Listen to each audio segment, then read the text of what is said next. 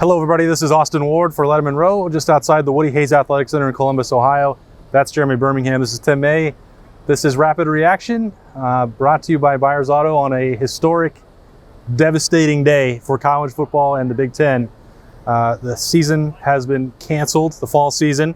The Big Ten is trying to phrase this as a postponement and try again in the spring, but even though Gene Smith is now open to that idea, Ryan Day now open to that idea, there are myriad hurdles that must be cleared before that. So it could be a long time before we see Ohio State play again. This is a team that was the three-time defending Big Ten champions, the favorite to win again, had a Heisman Trophy favorite at quarterback, expected to go to the college football playoff, and all of that is gone. Yeah, I mean, you can throw away all of the euphemistic garbage about delaying the season. Like, this is a historically bad moment for Ohio State football, for college football. Pac-12 goes ahead and cancels almost immediately as soon as the Big Ten did, which I think is what the Big Ten wanted, to be the first one to start this change. But it's hard to sit here or stand here and not feel a real sickness in the pit of your stomach, because it shouldn't have had to go this way. Yeah, no football in the Big Ten or the Pac-12 in the fall for the first time in who knows how long, almost since the game was invented or began. I think it was 1889, the last time that Ohio State did not have a fall football game. Exactly. And then number two, what's going to happen with those other three Power 5 conferences? That's what we've been talking about a lot, is we've been waiting to try to run into people. And, we saw all these players from the number 2 team in the country walk out with their heads down, pretty much almost not acknowledging us, but also the fact that that they knew what they had inside this building, and they're not going to get to unleash it on people. There's no way that if they play in the spring, barring calamity with the NFL, that this team is going to be intact like we thought it was going to be going into the fall. If in fact they do come up with some weird scheme to play a spring season and then come back in the fall and play another season, I really don't see how they can do that from a physical standpoint. But yeah, this is momentous, and it's going to be more momentous in a bad way for the Big Ten and Ohio State in particular if they are sitting in October and watching Alabama and everybody else play in the SEC and possibly the ACC and possibly in the Big 12. And of course they'll be sitting there, I think, with mixed feelings, knowing that could have been us, but then are they still going to be playing in November? Did they just bring calamity on themselves? Yeah, look, all indications that I've heard, despite the SEC saying they're going to wait till late September to play, the expectation across the country is that all conferences were going to have to come to this conclusion sooner or later. They might try to play. Nobody thought they would get through a season. You could argue that maybe they should have tried just to see if this protocol would work, if they could stay safe, if they could manage a bubble. But the reality is the virus has not stopped, and college football and the NCAA is maintaining this charade of amateurism, and those two ideas just clashed heads. The players tried to opt in, the colleges wouldn't allow it, and that's the bottom line. There's not real fingers to be pointed there. That's just the situation. And college football, Berm, you said this to me earlier today, the whole format, the whole foundation, the way the sport is played is probably going to have to change by the time we come back. Yeah, I mean, we were already talking about fundamental changes with name, image, and likeness stuff. Now you have the organization of players happening out in the Pac-12 and similarly in the Big Ten. The fundamental transformation of college football began today. And my frustration as a fan of the game is sitting there and listening to people who are shrouded in basically mystery in a room making these decisions for the kids that are in this building, saying that it's about their health or that it's about their mental health. Like, that's impossible. You can't tell me something's about someone's mental health when you take away everything they've worked for and take away their passion and take away their purpose. And I know it sounds silly to people out there that think that it's just a game, but this is their life, and you just stopped it. Well, without asking them if that's what they wanted. And that's to me the frustration. I get there's going to be differing viewpoints on that, but when you're talking about 1,100, 1,200 players of football players in the Big Ten, 95% of them would have played this season under the current conditions. And to not have that chance, I think, it's abhorrent. Well, And to say they didn't have the input from the players, I think is not quite accurate, because all Monday was about was reaction to it from both the players and the players' families, as we know. I talked to Master Teague III's dad. Actually sitting down and I having talked to a Master Teague conversation. III's dad. They had written the Football Players Parents Association had written this letter saying they were backing Ohio State, backing their sons, good to go with their sons playing in the fall. And so everybody got their voice heard in this way, one way or another. But clearly, the powers that be determined they didn't want to take that risk. What their reasons are still aren't clear to me. As Gene Smith said, it was an accumulation of things.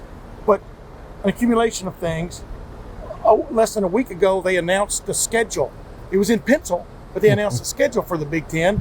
And 6 days later, they're announcing that they've canceled the season. And not only that, but they gave them the go-ahead to start training camp. And then they made the decision on Sunday night. Multiple sources confirmed to Lettermen Row, the three of us that have been reporting this all along, that decision was made. It was semantics about a vote, the exact numbers. The decision was made. They hoped that other leagues would come along with them, and then they sent them back out. Ohio State practiced Tuesday and Monday. Yes. I'm not sure how that was safe for them to be back in helmets if they weren't going to be preparing for a season. It's an absolute joke. But they also feel confident enough that we talked to some coaches on their way out. They expect that they're going to be able to have 20-hour work weeks this fall, this semester. Yeah. Well, they must have a lot of faith in the protocol in this building right over here. They're still going to allow that. They're still going to allow There's that. An absolute vacuum of leadership in the Big Ten and around college football, and it's been a problem for a long time, but it's never been had the spotlight on it it does now.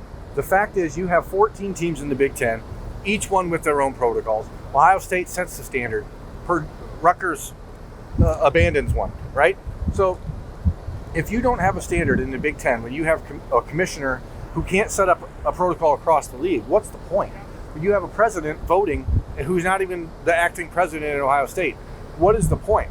How does that decision get made from last week to today? I just will never understand. Why let them back in this building on June 8th and let them go through 2 months of showing that the protocols can work, then to turn around and tell them that they can't? Well, how on earth? And spending hundreds of thousands of dollars to get to that point. Can we still have students coming back to campus in the next week? Dorms or two? open tomorrow. Dorms open. That, it just makes zero sense. Yeah.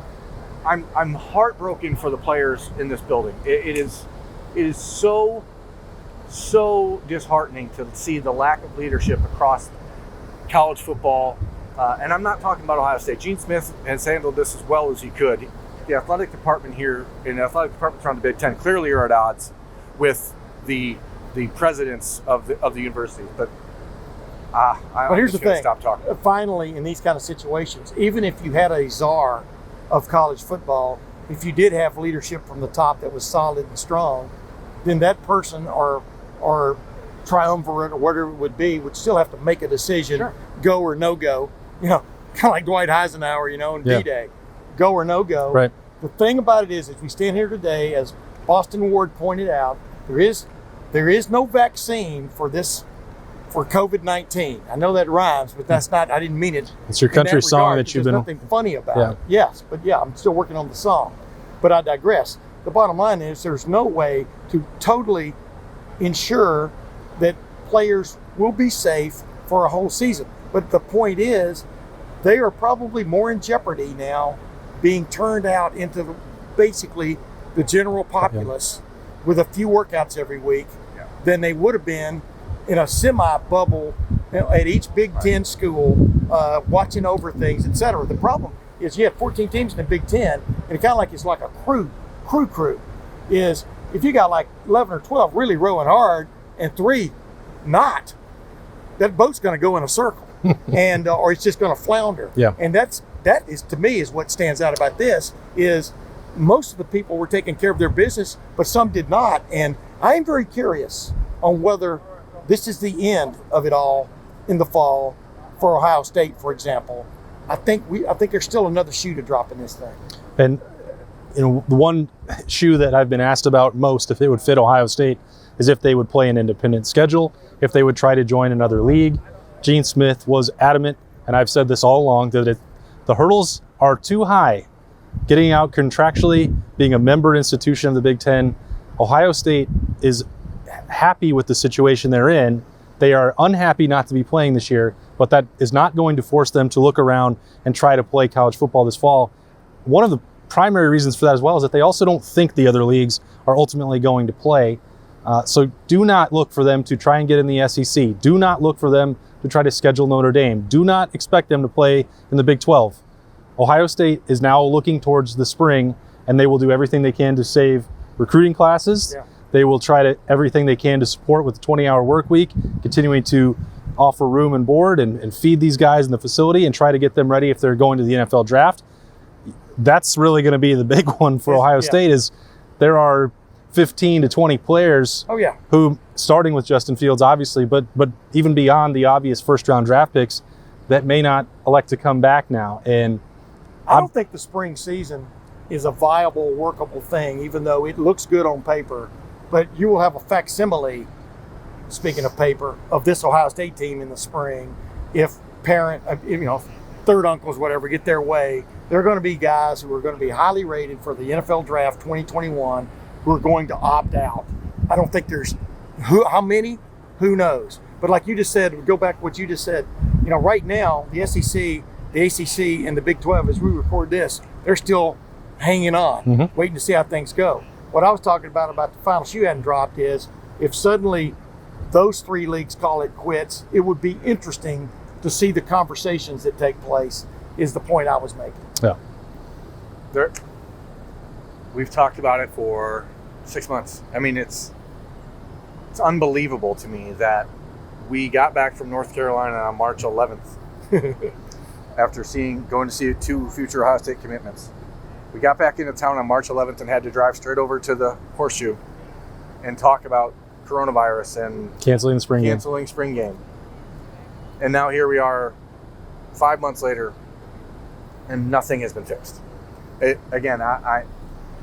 might be coming at it from a little bit too subjective point I don't of think view. nothing's been fixed. At Ohio State, they took care of business. Well, Ohio State took care of business, don't you think? No, they did. They did everything they could do. And that's Absolutely. that's ultimately the point. Like, how is this possible? How have we got here without any sort of direction from the Big Ten, without any sort of direction from the NCAA? We've not heard a peep from Mark Emmert. Because of that. Where's Mark Emmert been, the president of the NCAA? Hasn't said a damn word. I just don't know how we get to this point where leagues are canceling their season and we haven't heard from the NCAA president. It's because of that. It's the reason we're standing here right now. Because, Greg Sankey, the commissioner of the Southeastern Conference, he whether you're a fan of them or not, doesn't matter. I mean, he talked about the key word in this whole thing was patience. Patience. Yeah. The Big Ten, as Ryan Day pointed out, and James Franklin pointed out, and others, Jim Harbaugh pointed out, the Big Ten built in patience into their schedule that they put out less than a week ago. They decided not to exercise that patience. That's why we are where we are. I'm out of mine. It's hard to. Hey, we've been honestly expecting this for a while. This was going to be the most likely outcome. To be honest, yeah. But that still doesn't mean that it hits you differently once it's final and definitive and they've made the decision. There's not going to be an Ohio State football season. There's not going to be the Big Ten. I'd be surprised if there's any college football this year, and that is just unthinkable. We are in unprecedented times. I don't know what all we're going to do to cover this. I was under the impression that maybe smarter heads would prevail in the sense that you let the NFL go through their training camps, progress into their training camps, which they're doing right now as we speak. People are practicing football both in the NFL and high schools.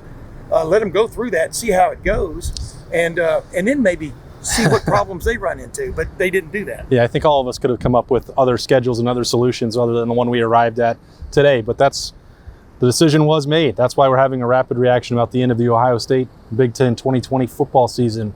To all that possibility down the drain. It's unfortunate. We'll find stuff to talk about at Lettermen Row. I'm not sure exactly what it'll be, but there'll be a lot more fallout for this coming. Roster decisions, recruiting, Burn will have that covered. and we'll find other ways to try and keep everybody entertained and informed until the next time the Buckeyes play again. For Berm, for Tim May, I'm Austin Ward. This has been Rapid Reaction, brought to you by Byers Auto. We will see you at some point.